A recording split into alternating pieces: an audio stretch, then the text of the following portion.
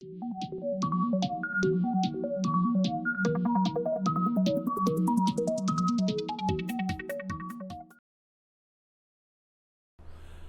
वालेकुम।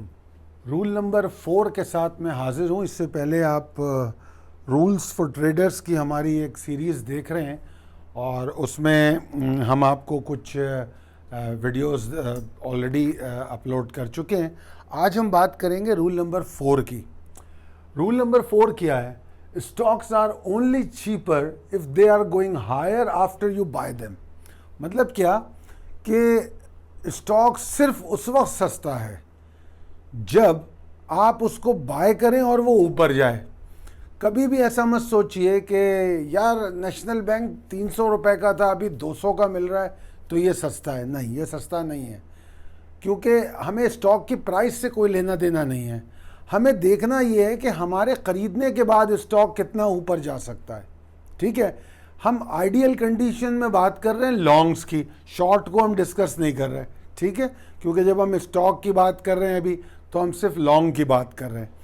तो बेसिकली इसका रिलेशन उसी से है जिस तरह मैंने मेरे ख्याल में रूल नंबर 2 या 3 में आपको ट्रेंड के हवाले से बात की थी कि हमें ट्रेंड को फॉलो करना होता है। तो उसी तरीके से प्राइस की अहमियत नहीं होती, अहमियत इस बात की होती है कि हमारे ख़रीदने के बाद वो ऊपर कितना जाता है। इसकी बड़ी आसान मिसाल है कि जैसे 50 रुपए का आप स्टॉक बाय करते हैं, ये 50 रुपए है। अब 50 रुपए के बाद ये ऊपर चला जाता है 55 रुपए तक, तो आपका प्रॉफिट क्या है? आपका प्रॉफिट ये है 5 रुपए, दैट्स ऑल। ये आपका प्रॉफिट है। तो स्टॉक मतलब उसी वक्त सस्ता है, यानी कि ये 50 रुपए उस वक्त सस्ता है अगर ये 55 की तरफ जा रहा है। दूसरी सूरत में आप देखें, यही स्टॉक, सेम स्टॉक 35 रुपए का है, ठीक है, 50 से कम है, तो क्या आप इसको सस्ता कहेंगे? हम नहीं कह सकते, क्योंकि जब हम इस स्टॉक को ख़रीदते हैं तो ये स्टॉक नीचे 27 की तरफ चला जाता है, तो ये 8 रुपए नीचे चला जाता है। तो अब बावजूद इसके कि ये स्टॉक हमने 35 रुपए का ख़रीदा, मैं इस स्टॉक को चीपर नहीं कह सकता। मैं 50 रुपए वाले स्टॉक को चीपर कह रहा हूँ क्योंकि वो 50 से 55 तक गया। तो हमेशा ये बात याद रखिए कि stocks are only cheaper if they are going higher after you buy them. इसमें एक और मैं बहुत अहम बात बताऊं जो यहाँ पर वैसे मैं समझा चुका हूँ कि हम कभी भी स्टॉक की प्राइस के लिए ट्रेड नहीं करते।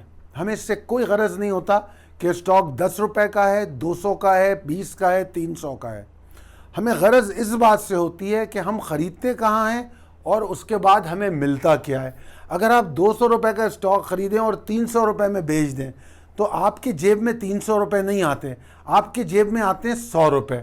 तो इसका क्या मतलब हुआ कि हम डिफरेंस के लिए ट्रेड करते हैं, हम प्राइस के लिए ट्रेड नहीं करते। तो जब हम प्राइस के लिए ट्रेड नहीं करते तो हमें फोकस डिफरेंस पे रखना होगा, प्राइस पे नहीं रखना होगा। तो कभी भी ये मत सोचिए कि भाई, अक्सर ये मार्केट में सुनने को मिलता है कि यार फलाना स्टॉक बड़ा सस्ता हो गया है। अरे भाई, वो अभी मतलब मैं नाम किसी स्टॉक का लेना नहीं चाहता, इस वक्त कई स्टॉक ऐसे हैं जो बहुत नीचे आ रहे हैं, नीचे आए हुए हैं, अपनी प्राइस से देखने में सस्ते लगते हैं, मगर उनका ट्रेंड इतना बेयरिश है कि उनको अभी भी ख़रीदा नहीं जा सकता बावजूद इसके कि वो काफ़ी सस्ते हुए। तो लिहाजा हमेशा ये बात याद रखिए कि हम स्टॉक को बाय करते हैं डिफरेंस के लिए कि हमें वो डिफरेंस मिले, हमें प्राइस से कोई लेना देना नहीं है।